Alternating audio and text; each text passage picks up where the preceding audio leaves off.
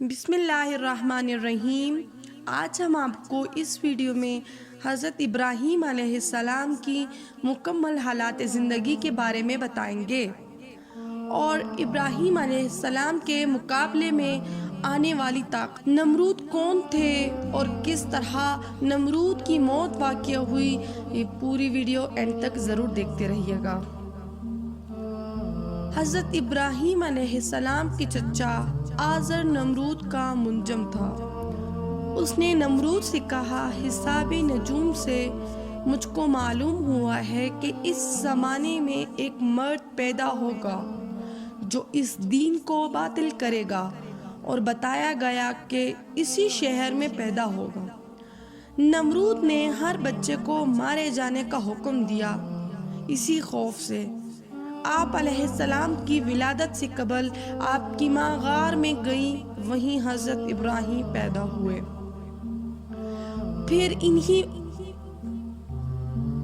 انہیں وہیں چھوڑ دیا اور غار کے دروازے کو پتھر سے بند کر دیا۔ خداوند عالم نے آپ علیہ السلام کے لیے ان کے انگوٹھے میں دودھ پیدا کر دیا اور انہیں چوسا کرتے تھے، اور ماں کبھی کبھی ملنے جاتی تھی۔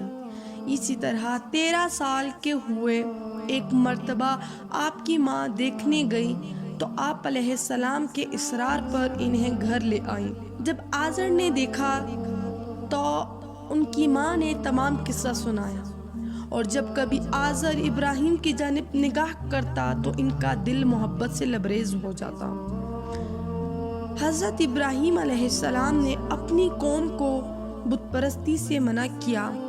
ایک دن نمرود اور اس کے رعایا میں سے سب لوگ عیدگاہ کی جانب چلے گئے، لیکن ابراہیم علیہ السلام نے جانے سے انکار کر دیا، اور پھر بت خانہ گئے اور تمام بتوں کے ہاتھ پاؤں توڑ ڈالے اور کلہاڑی بڑے بت کی گردن میں لٹکا دیا۔ جب بادشاہ اور سب لوگ واپس آئے اور بتوں کو ٹوٹا ہوا دیکھا تو لوگوں نے کہا، جس نے بھی یہ حرکت کی ہے سخت سے سخت سزا دی جائے گی۔ لوگوں نے کہا، ابراہیم علیہ السلام ہوگا جو ان خداؤں کو برا کہتا ہے۔ پھر آپ علیہ السلام کو نمرود کے پاس لے آئے اور آزر سے کہا کہ یہ بچہ کس طرح بچ گیا ہے، اور آزر نے تب نمرود نے آپ علیہ السلام سے پوچھا، کیا تم نے بتوں کا یہ حشر کیا ہے؟ تو آپ علیہ السلام نے کہا کہ اس بڑے بت سے پوچھیں جس کے گردن میں یہ کلہاڑی ہے۔ نمرود نے کہا کہ یہ بت بات نہیں کر سکتے۔ آپ علیہ السلام نے کہا، جو قدرت نہیں رکھتا اس کی عبادت کیسی کی جائے؟ پھر اس پر نمرود کو غصہ آیا اور آپ علیہ السلام کو آگ میں جلانے کا حکم دیا گیا۔ جس روز ابراہیم علیہ السلام کو آگ میں ڈالنا قرار پایا، نمرود اپنے لشکر کے ہمراہ آیا اور خود اپنے لیے بلند مقام پر تخت تیار کروایا جہاں سے آپ علیہ السلام کو جلتے ہوئے دیکھ سکیں۔ آپ علیہ السلام کو منجینک میں بٹھایا اور کائنات کی ہر شے نے آپ علیہ السلام کی امداد کی خواہش کی۔ تب آپ علیہ السلام نے خدا سے التجا کی تو اللہ نے آگ کو وحی کی اور کہا، کونی بردوں و سلاما، اے آگ ابراہیم کے لیے ٹھنڈی اور باعث سلامتی ہو جا۔ پھر اسی طرح ابراہیم علیہ السلام کو جب آگ میں ڈالا گیا تو آگ ٹھنڈی ہو گئی اور چاروں طرف گلے لالا پیدا ہو گئے، وہ آگ باغ بن گیا۔ آگ سے نجات کے بعد آپ علیہ السلام نے نمرود کو دین حق کی دعوت دی تو اس نے کہا، میں تمہارے خدا سے جنگ کروں گا، اور ایک دن مقرر کیا۔ نمرود بے شمار لشکر لے کر ایک بلند عمارت تعمیر کروایا تھا، اس پر چڑھا اور آسمان کی جانب تیر پھینکا کہ خدا سے جنگ کروں گا۔ تو خداوند عالم نے ایک کمزور مچھر کو حکم دیا کہ اس کے ناک کے ذریعے سے دماغ میں گھس جائے۔ وہ اس کے دماغ میں جا کر اس کا مغز کھانے لگا۔ چیختا چلاتا رہا مگر اب مدد کرنے والا کوئی نہ تھا۔ اس قدر بے چین ہوا کہ چند آدمیوں کو مقرر کیا کہ سر پر ماریں کہ شاید تسکین ملے۔ بلا آخر واصل جہنم ہوا۔ پھر حضرت ابراہیم علیہ السلام کی سارہ سے ازدواج کی گئی۔ سارہ ایک نیک اور توحید پرست خاتون تھی، مگر سالہ سال اولاد نہ ہوئی تو سارہ نے اپنی کنیز ہاجرہ سے آپ علیہ السلام کی تزویج کی خواہش کی تاکہ رسالت کا سلسلہ جاری رہے۔ پھر خداوند عالم نے حضرت ابراہیم علیہ السلام کو حضرت ہاجر سے حضرت اسماعیل علیہ السلام عطا کر دیے۔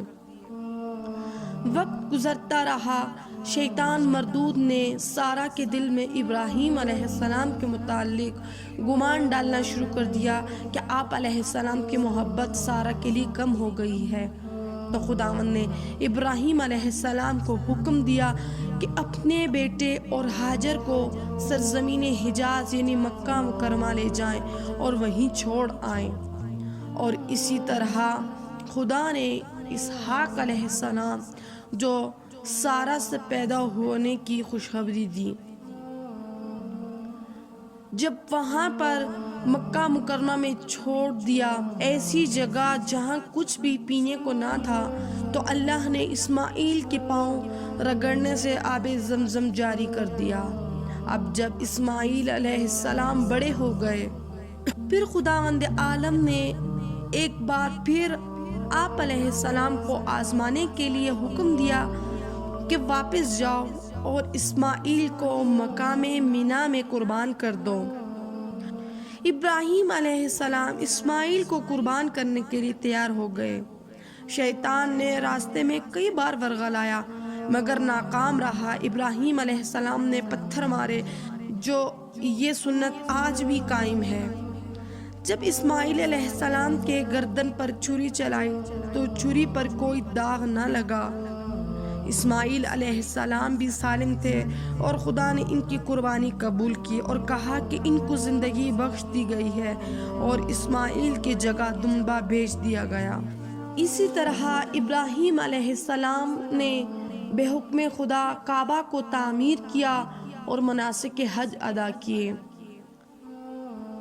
حضرت ابراہیم علیہ السلام کی مکمل عمر 175 سال گزری، اور جب حج سے فارغ ہوئے تو شام کی جانب واپس گئے تو وہیں آپ کی روح مقدس نے عالم قدس کی جانب ارتحال کیا، اور حضرت ابراہیم علیہ السلام کو وہیں شام میں دفن کیا گیا۔